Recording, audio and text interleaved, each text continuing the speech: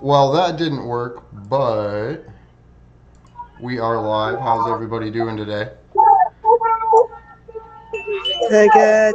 We got a couple awesome people joining the vigil with us today. We have Jason Burmis, always wonderful from his Rockfin and YouTube channel. We have Gordon Dimmick, who streams to Rockfin, TikTok, and YouTube.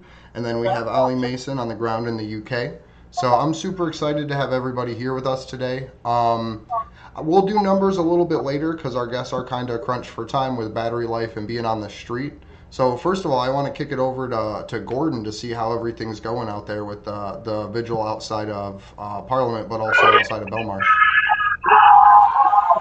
Well, you can probably hear me. Yeah, they're pretty loud. There's been some speeches and what have you that some great people have made. Maxine Walker and Deepa and Craig Murray have made speeches here at Belmarsh, and that's been excellent. As you can hear, they're all shouting outside his gates now.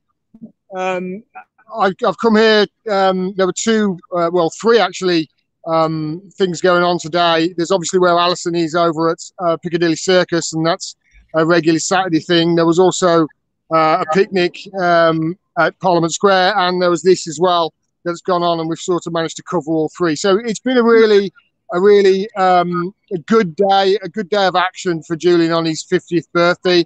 And it's sort of bittersweet. We're sort of celebrating his birthday, but obviously we're hoping that this is the last one he spends behind bars for committing the crime of journalism. It's preposterous, but yeah, it's been a good day. It's been a good day of action. Great to hear. And how's everything going for you over there, Ali, in Piccadilly Circle? Circus, mate. It's a circus. It is a bit of a circle because these steps go up around in a circle, and at the top here is Eros sculpture. You can see that's a sculpture of Eros, the god of love. So it's really awesome. We've had a brilliant day here. We were down at the Parliament Square lawn for the first part of the birthday session, and big cake, stunning sort of events, and Stella made a speech, which was really, really heartbreaking. And John Pilger made a speech, and then Vivian Westwood made a speech. I don't know if you want me to go into what Stella said. She said that it was an appropriate place to be opposite the Westminster Parliament because Julian stood for democracy. And the US case is built on lies, and she asked everybody to please help her to free Julian.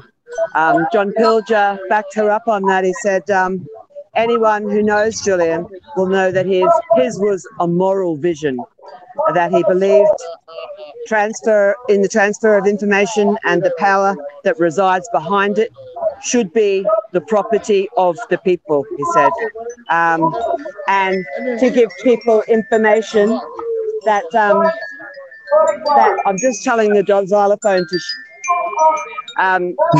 that he believed that to give people information that was their right, and Julian kept on doing it as long as he could. He kept on giving people information that were his right, did it as long as he could. And then John said, when Stella said Julian was a Democrat, was absolutely right. She was absolutely right. Those who are doing it to him, I don't know who they are, but they're not Democrats. That's what John Pilger said to Stella. The little children were there, Max and Gabriel. They were running around. I gave them some of our flags. I made some flags. People are waving them around here. See one there. They started having flag wars, two boys. So they started playing stick wars with the flags. So they had a really brilliant time. And then Vivian Westwood, when Stella cut the cake, there was a very momentous thing. Vivian Westwood came and took the knife, and she stabbed it into the table through the cake. The knife hit the base of the table. You could hear it thud. And she said, "This is what they're doing to Julian." And she said, "This is his heart." And then she smeared the cake in punk style, true punk rock style, all over her face. And then for the rest of the event, picnic, she left that cake and the icing and everything on her face and was talking to everyone. So it was pretty awesome day. And then we've come up here to Piccadilly Circus to finish off with our usual demo here. We have it every Saturday afternoon at Piccadilly Circus to bring awareness. There's some special birthday banners and stuff like that. Yeah, so we've had a brilliant day. We're going to have a party now at someone's house, so all good. That's really cool. I'm really excited to see so much happening out in London right now. So Jason, how are you doing today, buddy? Good, man. I want to commend you on all the great work that you've been doing. We recently had Jimmy Dore on, obviously riding the Tucker Carlson appearance. We know that Steve is right now on tour and doing a lot of great work with not only Action for Assange, but you're seeing Home Run for Assange out there and so many other people. So I really want to commend you on that. We know we had more news that really wasn't news to us, that the FBI had fabricated stories and evidence against Julian Assange in order to have, basically someone cut a deal with their pre-fabricated narrative, and now that is falling apart. And we also had, a couple of MPs that are vocal out in Australia continuing to push for Assange to be brought home and all charges dropped. I'm very afraid they're falling on deaf ears, as this administration is probably the most outward administration we've ever seen in this country moves forward with their war on journalism. Yeah, no, and it's particularly exciting and particularly horrifying for the information about Teenager that came out. The information that basically shows that the FBI planted a mole inside of the WikiLeaks group, more or less, who was working as a low-level volunteer and then trying to organize people on the internet to commit defamatory acts, saying that they were working on behalf of WikiLeaks. And just like Guccifer 2, trying to set Julian up to release either fake information or participate in revealing information which would allow and justify, not justify, but allow for a Computer Fraud and Abuse Act charge. So Teenager coming out, as horrible as a person as he is, and giving the documentation about the fact that he was working with the FBI in this way and lying to them in these ways was really, really big. So I'm glad that that's finally out in the public. Hey Gordon, is there much talk about that in UK media? Because here in the US, we're basically at mainstream radio silence about this update in Julian's case. Yeah, it's the same over here. It's the same over here. There's no talk of it whatsoever in the media, none. You've got a few words in democracy now over there in America, but maybe I think in the Canary over here, which is really a kind of independent media outlet. But other than that, nowhere else, nowhere in the Mail or the Guardian, especially when you think about it. The Guardian really annoy me. They really let's remember, it was the Guardian's request that Julian came over here. It was the Guardian's request that they wanted to work with him in exposing these crimes. And then they threw him under the bus, and we haven't heard anything from them in the last week. And this case it's all but collapsed. Let's remember, they couldn't go after him. There was a speech here by Deepa, who's active in one of the trade unions here, and she was saying that they couldn't go after Julian, remember, because of the New York Times problem. She was playing a message that was sent by Ray McGovern, and he was saying they couldn't go after him because the New York Times. So the whole reason they brought in Siggy the hacker, as Ray McGovern was saying, was to get around this New York Times problem. Say, oh well, if he actually hacked the documents, then that's different. That's different to just the New York Times. It's different to the New York to journalist outlet. So that's the whole reason that they were able to go after him, because of that trumped up testimony. And now it's fell, and they're silent. It's incredible. They're silent on it all. And if we haven't got a free press in this country, then we're done for. And let's face it, we can't have a free press in this country, because this is the biggest, thing that's happened so far. And they've all gone, no, we're not saying anything. And is it why the reason that what is the reason they haven't said anything? Is it because the Guardian, the New York Times, and the Washington Post, and the Mail and the Sun haven't said anything, and every other outlet take their lead, or is it because the D notice has been put on it? Well, no. The free press in this country, as Chomsky said, the uniformity of them, dictators in other countries would salivate at. You know, the way that we have just been silent on it in this country and over there in the US and in Australia as well is incredible. You know, the parliamentarians. I did a video about this the other day. That's 11 parliamentarians from Australia that have done a video, and they ended it with, "Oh, we implore you, President Biden, please drop the charges." It's like we are the ones torturing him in that prison there. We're the ones torturing him. Why are we saying, "Oh, please, President Biden, release him. Tell America to fuck off. Free Julian Assange," because this is ridiculous. Why are we begging America for anything? Just imagine this. Imagine that, I don't know, a journalist from France came over to the UK was working with the Guardian to prove that Putin and Russia were doing war crimes in Afghanistan, and they were the ones who had black sites that they were torturing innocent people in. And then Russia said, "Oh no, we're not having that," and they jumped up on a European arrest warrant. Imagine what the UK and Australia would be saying. Would we be saying, "Oh, please, Putin, please drop the charges so we can release him from prison"? Would we throw him in prison? No, we wouldn't. We'd tell Putin to fuck off, which is what we should be doing right now. It's just ridiculous. Then this silence, as you put it, from the media, it's creepy. It's creepy. Something's up. I don't know what it is, but the fact that they are silent on this, and it's the biggest revelation in the case so far, it's a bad sign for press freedom, if you ask me. Yeah, well, that's definitely right. You know, I mean, and let's face it, China and Putin, and who else was it? The Turkmenistan president, and there's someone from Africa as well. They've all just come, you know, independently, separately. And there's been videos out of them saying, "Well, look what you're doing to Assange. Don't accuse us of this." But we're so gaslighted in the West, because they keep on, like, especially the ministers here, Gordon, you know, they're continually, Dominic Raab and the likes, continually putting out statements, "Oh, freedom and democracy." You know, Alexander Proskunevich, or whatever his name is, and Navalny, the other guy, I got those names mixed up, but Navalny was correct. You know who I'm talking about? The blogger that they brought the plane down for, and Navalny, the fraudster, the racist. You know, they keep speaking out about their freedom, and they're gaslighting us.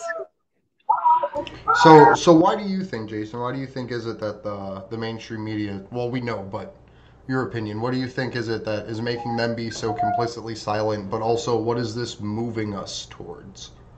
Well, I mean, number one, the revelations this week that the NSA was openly spying on the Tucker Carlson show, one of the only mainstream shows that has covered the Assange issue at all. You would know this. You've been on the program. But that, coupled with the lack of response, should let you know how far we're really gone. I mean, this story about signature reduction is now a month and a half plus old. They openly say they are running a military operation undercover in this country, 60,000 strong, for the past decade plus, with zero oversight and zero hearings, and DARPA technology that reaches as far as gloves that you put on that have different biometric information and leak human oils. I mean, that's where we're publicly at right now today. No oversight. And as you know, Tucker Carlson is literally just the first mainline one we know about, and perhaps hasn't been all the way infiltrated to the point where they're not really even building a case against the guy. They're looking for information to leak so that they can spin more of their false narratives. This goes highly in contrast to what we've seen with the Biden laptops, the Hunter Biden case, the Wiener information, the Russiagate information regarding Julian Assange that we all know is out there by the whitewash of Bill Barr and Durham and their Justice Department. I mean, that whitewash was incredible. We covered it many times over the past 2 or 3 years, Andrew. You know this. So what this is doing is now this is legitimizing the idea that media personalities, if they're canceled or they're hated by the mainstream press, it's okay for our intelligence community to go after them. After all, you know, Russia's hacking us, and we all know that Assange is really a Russian agent, Andrew. One of the things that really, I don't know, gives me some hope is the fact that Tucker Carlson's speaking out about Julian Assange and so many other parallel issues. Including being willing to say that he's being targeted by the NSA for people to disclose information on him, and then brings that up on his show. Because that's something that everyone kind of thinks about, and there's like the jokes of like the FBI is watching you and shit like that. But no one really thinks about it in the sense of like, oh, fuck, they're trying to take down a major journalist extrajudicially, literally using the power of government. Can you explain why Tucker Carlson, of all people, is the only one who will talk about Assange or have anybody on to talk about it? Can you explain why that is? Well, I mean, I'd love to give a go at it. You know, Tucker Carlson, at least for the last 5 or 6 years, has slowly treaded to the point where he's realized that the military-industrial complex is lying about the war on terror. He was one of the only people out there to discuss the Syria incident, long overdue, long after the fact. He's one of the only people that will have Jimmy Dore on, if not the only person. And I think that, you know, he just had enough of it. He was an acolyte of William Crystal and the neocons openly. They ran a media organization together in the very beginning. That's where the Daily Caller was born out of. And at least on the surface, he's gone full board against William Crystal and his buddies. You know, I give credit to Alex Jones when there is credit due, but I remember many, many years ago when he had Tucker Carlson in studio shortly after I left and actually showed him an excerpt of my film Fabled Enemies with Building 7 and Barry Jennings. I'm not sure that he was at that point then willing to go that far, but I'm pretty sure by now, after seeing what's happened with not only the Assange case, but our elections and the demonization of American citizens via January 6th, that he's starting to come around. But even Tucker has not covered this signature reduction story, an art form, a military within a military, a shell organization within a shell organization within a shell organization, which is completely outside of the law. Why is that? Why is it incumbent on somebody like myself who has a limited audience to talk about this mainstream stuff that's out there, and yet you hear it nowhere? It's obviously because the press is completely controlled at this point. Some of them are probably part of this signature reduction program and know it. They're not even just being manipulated by their news editors or, you know, the powers that be behind the scenes at CNN, MSNBC, etc. They directly work for it. That's my belief. And I think one of the things, too, is Tucker recognizes the threat to himself, right, that Julian's case poses. It may not be that he has some existential principle believing in press freedom or death. It could just be that he recognizes that he is personally at risk if Julian is allowed to be found guilty, because then the information that he covers versus the language used by the prosecution in Julian's trial criminalizes anything against the national interest and allows them to reach backwards, not even establishing it at a certain date going forward. So the Hunter Biden laptop scandal that Tucker Carlson covered, right, the pornography, the pedophilia, the international corporate collusion that was happening, all of that wouldn't the son of the vice president being outed in that way threaten the national interest and also create a circumstance where he could be prosecuted? So I think that's what it really comes down to, is him recognizing in self-defense that if this is allowed to go through, then I'm fucked. Because that's what I tried to tell to Alex Jones, right? Like, I've, in the course of my activism, ran across him 5 or 6 times, and every time I have tried to make it a point to have him understand that if Julian's prosecution goes through, he is one of the next heads on the chopping block. Yeah, I think you're 100% right. And I think that you really do have to reiterate the fact that they are openly going after journalists. This is not new. You know, we talk about the Hunter Biden case, but these people openly lied without repercussion. For instance, Leslie in front of the president as he talks about them spying on him and his campaign in 2016, which is a known fact. It's a known fact. And she just goes, no, no, no. Totally no consequences for that. In the same breath, he talks about the Hunter Biden scandal. Again, no. And now we're at the point where our elections cannot be openly discussed. Even if you were discussing Diebold and fractional voting and all these things back in 2004, despite the fact that right now in the United States, in a mayoral election with an incredibly unpopular guy, Bill de Blasio, where you had a police chief, a captain, up 12% with hours to go of counting the votes, and then magically 2%, and then they're not sure he won. And now they're admitting that they had 135,000 test ballots in there. Oh, you had fucking test ballots in there. Why didn't I think of that? Of course, that's the problem. I mean, we are in cartoon world. You look at the guy they put in office. Yeah, he was Joey B, the gangster back in the day. Even he spoke out against the Bush administration and their warrantless wiretapping that everybody gives fucking credit to Snowden for outing. That's bullshit. Everybody knew from Hepting versus AT&T pre 9/11, they had Norris Insight Systems. It went to the Supreme Court twice. Anyone paying attention knew. It's in my 2010 film before anyone knew who Snowden was. So, you know, that's another thing that people are really ignorant of. They think that this apparatus just grew out of the war on terror.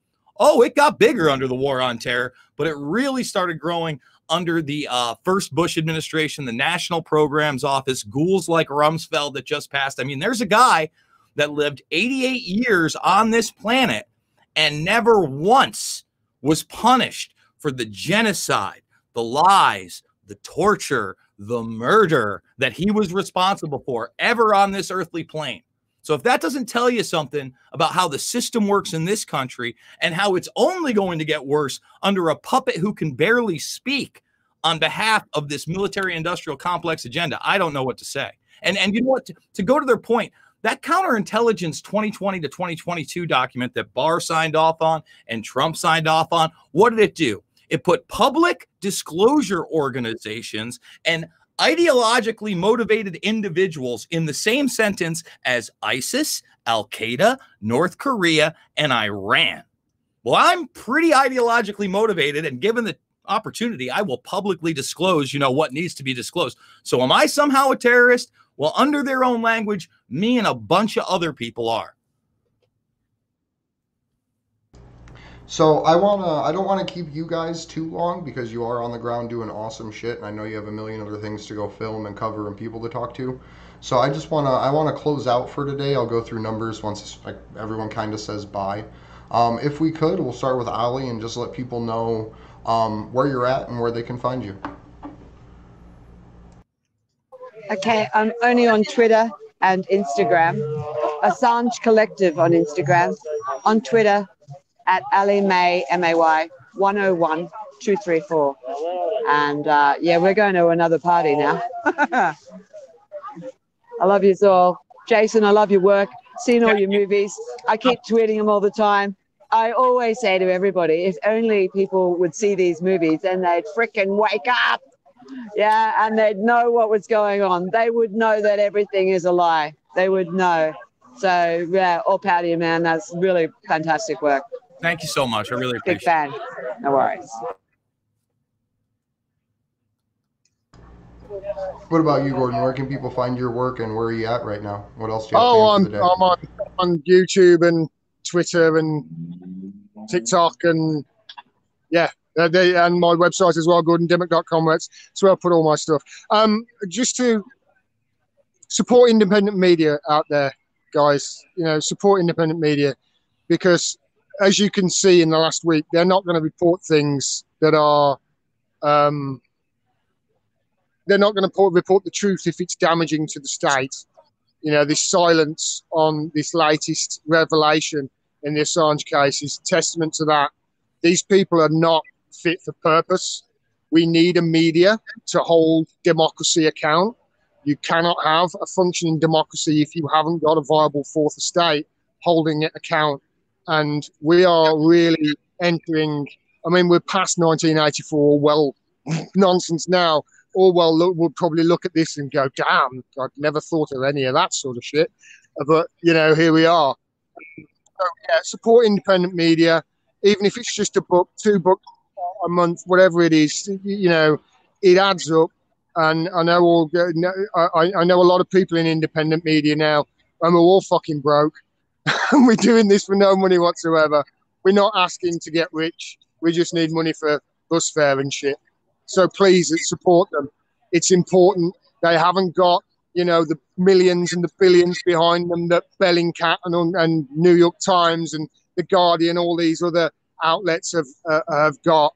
And, you know, it's obvious that you're not going to get the truth from them. If it's embarrassing to the state, you're going to have to rely on us to do it for you. So, yeah, support independent media. And happy birthday, Julian. I really hope that this is your last birthday behind bars. And just lastly, I'll end on this. Craig Murray, you might have seen him walking behind me. He made a great speech here. And I thought he was joking. He said, when he gets released from here, and he thinks it might be sometime this year, he hopes he is certainly anyway, that's when the real work starts. Because it's not like he can go home. You know, it's not like once he gets released here, the state will probably arrest him for overstaying his fucking visa or something like that, you know, and extradite him back to Australia. And then what? Australia going to get another extradition request? You know, Craig mentioned Laurie Love over here. Laurie can't even go and visit Craig in Scotland because the minute he goes to Scotland, Scotland might get an extradition request from a sealed document, what have you, and before you know it, he's behind bars pending another extradition request. You know what I mean? So we've got to get this nipped in the bud. We really got to get people behind it. It's that important. Democracy and sovereignty really is at stake. Thanks very much for what you've done, guys. Back you up on that. See you guys. Thank you guys Just so to much. say, yeah, on the Australian would Australia do an extradition warrant? I don't think so, because the opposition and a cross-parliamentary group at the moment now support Julian Assange. The Labor Party, which is the opposition, did have a resolution at their last national conference that Julian should be released immediately. So a government that is there now with a 1-seat majority and is in big trouble because of corruption and everything, you know, there may be a chance that Julian will be okay to go home. But what is stopping him is what is stopping everybody. No one can go to frickin' Australia at the moment because they won't let anybody in, including 200,000 people of their own people. Yeah, because they're only taking a few planes of 30 people a week to go back. So anyway, I just wanted to say that. Peace out and love all your work. See you guys. Thanks for inviting me on, Andrew. Absolutely. See you, Anytime, Alison. Ali. Thank you, Gordon. All right, thank you, guys. Peace out. Take care. So if you could, Jason, if you could shout out, I don't know how much time you have. I don't really have much planned. But if you could shout out people for picnics, I mean, I think that would be cool. I think it's... Sure. We got a lot of stuff. You know, not only did we do the People for Picnics thing, where we did that on Mother's Day. Obviously, it's a different world than it was on Mother's Day. The masks have really eased up around the country. I saw that firsthand just in the last couple weeks, being on the road, going from Iowa to New York, into D.C., into Virginia, and then back through. But I do think it's very important for people to continue the work. It's not just about masks. It's not just about the mandatory vaccinations. It's about making sure that this never, ever, ever happens again. It's about confronting the issue that even today, proper medications such as ivermectin, budesonide, and yes, even the vindicated hydroxychloroquine have not only been suppressed, but demonized on behalf of these shots. And that is what I'm referring to them now. Yes, we'll do the boop boop for YouTube, but hey, we got the 2-week ban right now, so we don't have to. But I refuse to call them vaccines because they are nothing of the sort, okay? Most people are now familiar that the 2 main ones are actually mRNA gene therapy technology. In other words, they contain no annotated version or weakened version of the virus in them. And then the other major one, the Johnson & Johnson one shot, and now there's, I believe, a Novavax, one of the same type coming out. also does not have this. It does not use mRNA, but it uses a vector-based technology. So we have to really understand that language itself is being changed here. We used to say that a vaccine was a type of medication that had an annotated version, a weakened version of that virus that would cause immunity and actual natural antibodies. That is no longer the definition according to these monsters. Just like, you know, herd immunity no longer has the natural definition. Apparently, reality has changed, and that can no longer occur.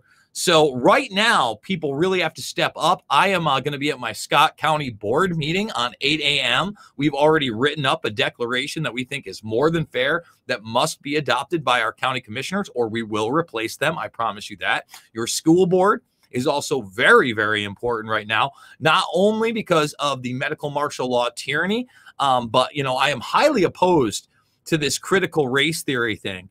And I don't want people to think that this is a left or right issue. Obviously, I think that we should teach historical racism, slavery, you know, the abhorrent nature of many of the things that have happened in this country. But when you are teaching children that certain people of certain colors automatically have an intrinsic racial bias and bigotry, that is extremely dangerous. It is not only extremely dangerous, but it's nonsensical in many ways, man. I mean, people take a look at me and they think that I'm Hispanic. I'm not. I don't think that changes anything. I don't think that changes who I am, except for maybe where I grew up culturally. You know, for instance, you know, my darkness comes from being half Italian. And yes, on the Italian side, I learned how to make pasta and meatballs. I know, very stereotypical, not a 2021 thing to say.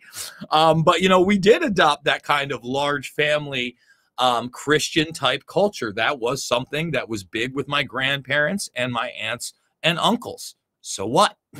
You know, so what? That's all I can say to that. That had no bearing on, you know, who I adopted as my friends or my inner circle yesterday or today. And I can certainly tell you, you know, I'll be 42 in about a month. Racism totally exists in this country, but it existed way, way worse in the 80s.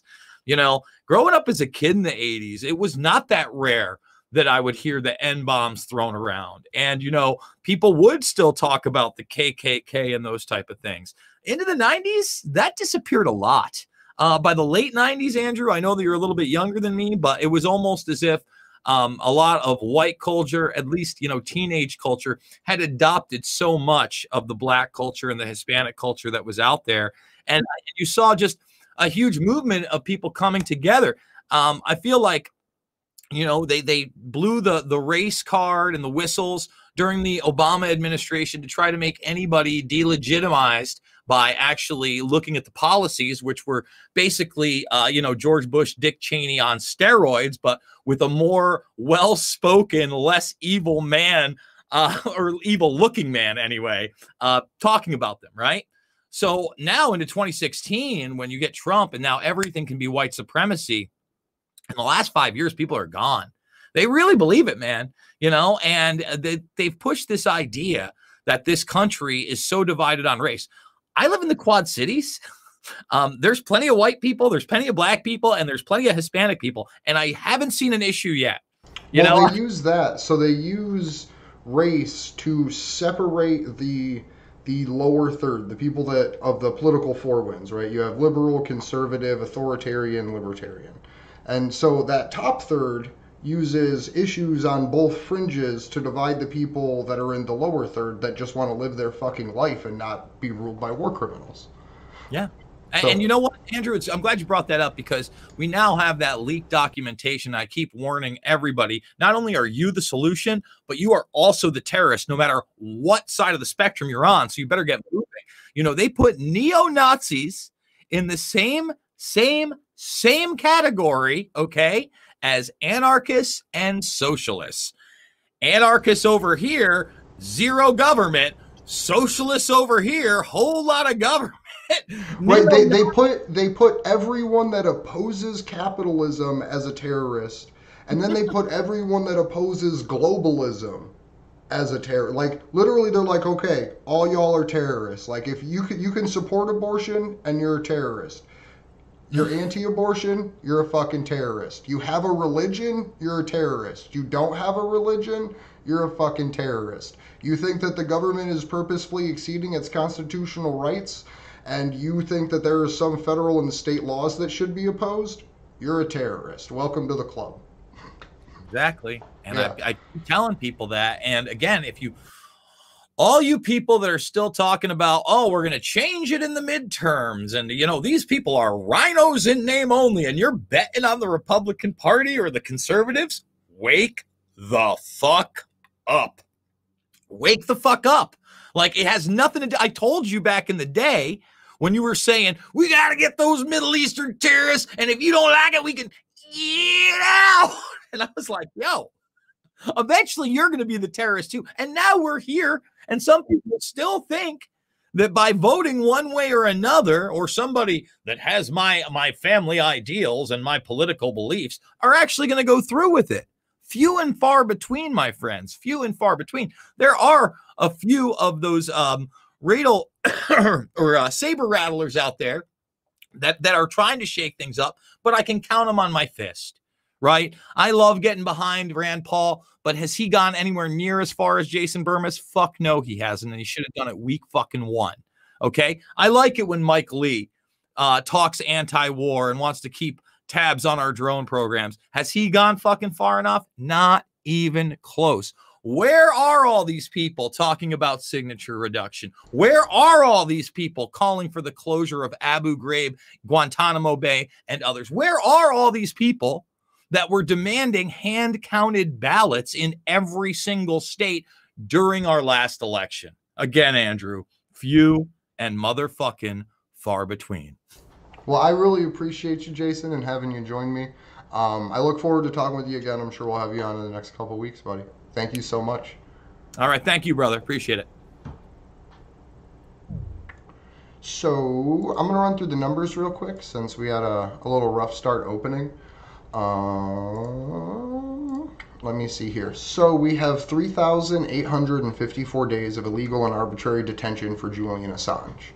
We have 817 days since the WikiLeaks founder was trafficked from the Ecuadorian embassy after being sold to the US and UK for a $4.2 billion loan to the International Monetary Fund. It's been 180 days, 6 months, since Vanessa Baratzer's January 6, 2021 ruling denying Julian Assange bail after personally ordering his release and ruling no extradition in his case on January 4th based on the conditions of the US prison systems and Julian's mental health. We have 1,409 days of inhumane treatment for the alleged Vault 7 whistleblower Joshua Schultz. At least 974 of those days have been spent under special administrative measures. If you haven't had a chance to see it, Misty and I did do a piece with Elizabeth Lee Voss where we went and deep dive what special administrative measures is. It's probably like 2-3 weeks back if you want to check that out. We have 816 days of political persecution for Ola Bini at the hands of the Ecuadorian government, a personal friend of Julian Assange's. In absolutely horrifying news, we have 21 days since Commander X was illegally kidnapped in Mexico and renditioned to the United States, violating his international political asylum. We have 25 days since whistleblower Reality Winner was moved into house arrest and is expected to be placed onto release, but still probably on parole, taking place on March 23rd, 2021. So congratulations to her and her family for that. We have 471 days of freedom for whistleblower Chelsea Manning, who still does stream to Twitch regularly. We have 119 days of freedom for whistleblower Jeremy Hammond. He does still have probably about 2.5 years, maybe a little bit less or a little bit more, of parole, but he is not in a detention center, he's not in a penitentiary or in a halfway house. So congratulations, Jeremy, Chelsea, and Reality, for your varying levels of freedom, but no longer in detention. I was going to run through something. I don't think I will. I think I'll save it to do with Misty because it's kind of just a general overview of Julian's situation. But what I do want to do is give a shout out to Steve and Kendra. Kendra is organizing the Denver action taking place today in a couple hours. Steve, Glory, the Convo crew, and a bunch of others are doing an LA action. Please look that up. If you are in those areas, please go out to it. It's rumored, unverified reports that there will be one gentleman by the name of Jimmy Dore appearing at the LA event. So you can turn out there to see him if you're interested. The other thing too, we do have tons of events across the country, like coast to coast essentially. So I'm going to drop a thread in there for all of the Candles for Assange events. And this also includes global events. So you're someone that is outside of the United States, you will be able to find your local event. So I just dropped that Twitter thread in there, but you can also look up, I'll put it in there as well, freeassange.eu. They're a group that helps organize across Europe. For those of you who don't know, we've talked about it a whole bunch, but Europe's on fire for Julian. Germany in particular is fucking amazing right now. Yeah, do what you can with the time and money that you have, everybody. This is crunch time. This is Assange week, and this is his birthday. Tomorrow is the 4th of July. So what I would like to do, if you haven't already done it, please look up when your community, when your city's 4th of July event is. And what I'm hoping that people will do is go out to their events, pass out information, put up posters the night before in that area, and really just make friends. Go into your community, pass out information about Julian, and just let them know what's going on. Talk about the fact that it's his birthday. Talk about all of the different things that are being represented in court. Just always be polite, you know. Always be the person that tries to diffuse the situation. If someone comes up to you and tries to throw a smear, just say thanks. Try to change their mind. Because there will be people that just get a kick out of pissing off who they see as their political opponents. But it's not really something that happens too much, and most of those people are rather cowardly and shout something as they're power walking past. So please do not be afraid to go out into your communities. Look up your 4th of July events. Go out there, pass out flyers and bottles of water. If you're brave, put posters up beforehand. We are going to have some events that we're planning in September, alongside of Kimber, Beth, Magnus, and the damn Wars crew. So I'm super excited to start talking about that and bringing them on. They do have a GoFundMe up. I do not have the link to that, but I will pull up the Twitter. Because this is something that we are trying to get going as soon as possible. I believe the date is September 11th when selected President Joe Biden is supposedly ending the war in Afghanistan after damn near 20 years. So I dropped that in there. If you can, please go to the GoFundMe, get that set up, throw some money at it if you're able to. If not, completely understand. Down below in the description, you'll find a couple different people that are in need of support as well. You have Craig Murray's Legal Defense Fund. For those of you who don't know, Craig Murray's in a stitch-up right now on some bullshit charges for breadcrumbing, essentially doing the job of a journalist over in the UK. And they're using those charges to block him from being able to go to Spain to report on UC Global. Support link in the description. We have Daniel out in North Carolina with his first round of billboards up. You can find that down below, as well as a link to the special administrative measures document that we went over a few weeks ago, and the link to the student article with teenager literally retracting everything that he said about the court case and then having the documents to back it up. I love y'all. Thank you so much. You can find me on Twitter at Andrew Smith, Andrew Zigmund, Zigmund. You can find us on Twitter at action_4Assange. And we will see you on Tuesday. We have Kara Castronova joining us to talk about the domestic torture going on against the January 6th protesters. And I am sure we will have, hopefully, some updates in Julian's case to go over with the news. Thank you, everybody.